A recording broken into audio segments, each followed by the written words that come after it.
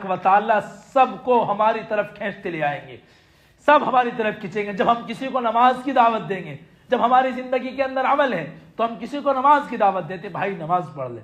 अगर हम नहीं नमाज पढ़े वो क्या जवाब देगा सामने, तू तो पढ़ ले पहले नमाज, हमें दावत दे रहा नमाज की।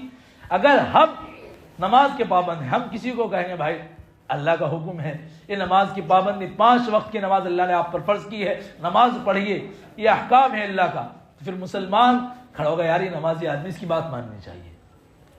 पर अब तो कोई भी शिकवा हो, कोई जमात वाले पहुंचते पीछे, आ भाई आइए नमाज पढ़ाने का होगा, नमाज मस्जिद में आ जाइए, अजी बस मुल्क अजी बस कपड़े नापाक है जी, बस जी कपड़े नापाक, कपड़े धुले में नहीं है हमारे, कपड़े बिल्कुल बेकार हो रहे जी।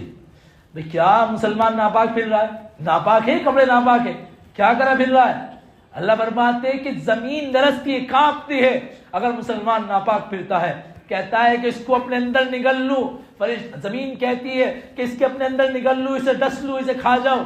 फरमाया इसका और मेरा काम है, अल्लाह फरमाते हैं इसका और मेरा काम है, इससे हिसाब व किताब मुझे लेना, तुझे नहीं लेना, इसे छोड़ दे, माफ कर, ये माफी मांग लेगा, मैं इसे वक्त देता हूँ, मैं इसे तब भी नहीं करता, मैं इसे छोड़ता हूँ। ये अल्लाह की ढील है, अल्लाह हमें मौका दे रहा है, हमें अल्लाह मौका दे रहा है कि सुधर जाए, नमाज की तरफ आ जाए, रुजू इल्लाह कर ले, ये नमाज के पाबंद बन जाए। मेरे अजीजों, हम अगर नमाज के पाबंद, उसूल वाले, ज़ाब्ते वाले, मुत्तकी बनना चाहते हैं तो हमको नमाज ही पढ़नी पड़ेगी, इसके अलावा कोई चारा नहीं दुनिया के अंदर ना आखिरत के अंदर। अगर मुसलमान आज देखो ये गोश माली या कोई चीज़ हम करने लगे, भाई हमें नमाज पढ़नी, ये करना, फला करना, खामखा की बात है, पढ़ लेंगे यार, कोई मसला नहीं है। यकीन जाने जिस दिन तुमने कुरान का तर्जमा सुनना शुरू कर दिया, जिस दिन तुमने कुरान को तर्जमे से पढ़ना शुरू कर दिया, उस दिन तुम्हारे आंख से आंसू बहते रह जाएंगे, उसके अलावा तुम्हें कुछ नहीं दिखेगा। अल्लाह ने जहन्नम की इतनी सख्त वईद फरमाई है।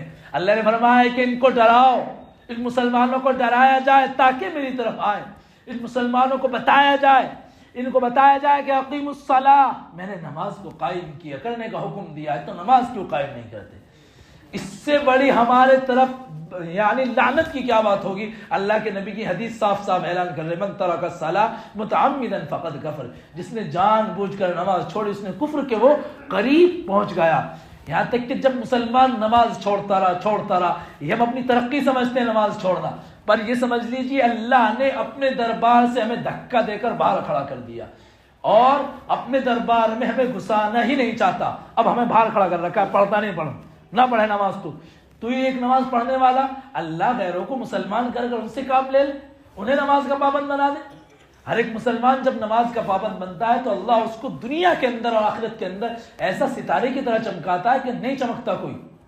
आप देखिए, गौर करें, एक आदमी नमाज पढ़ता है तो वो कितना उसके चेहरे पे नूर बरसता है, वो कितना अल्लाह की तरफ रुजू होता है, उसकी दुआओं में असर होता है, वो भी नमाज पढ़ रहा है।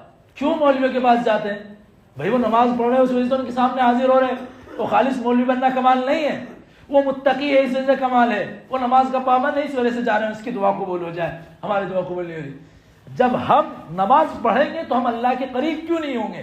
भाई तुम आम आदमी हो या जाहिल हो या पढ़ा नहीं, कुछ भी नहीं पढ़ा, पर अल्लाह के नमाज की पाबंदी करो, अल्लाह तुम अपने करीब बुला लेगा, कहेगा ये मेरा नेक बंदा, इसका मर्तबा मैंने आलिम से भी ऊपर कर दिया, आ जाओ, ये मेरा नेक बंदा, आ जाओ। अल्लाह कर रहा है कि मर्तबा बढ़ाने वाला अल्लाह है, पहुंचाने वाला अल्लाह है। तो अल्लाह तबारक व तआला से दुआ कीजिए, अल्लाह तबारक व तआला हम सबको नमाज का पाबंद बनाए, हम सबको मुत्तकी बनाए, परहेजगार बनाए। आमीन व आखिर दावा अल्हम्दुलिल्लाह।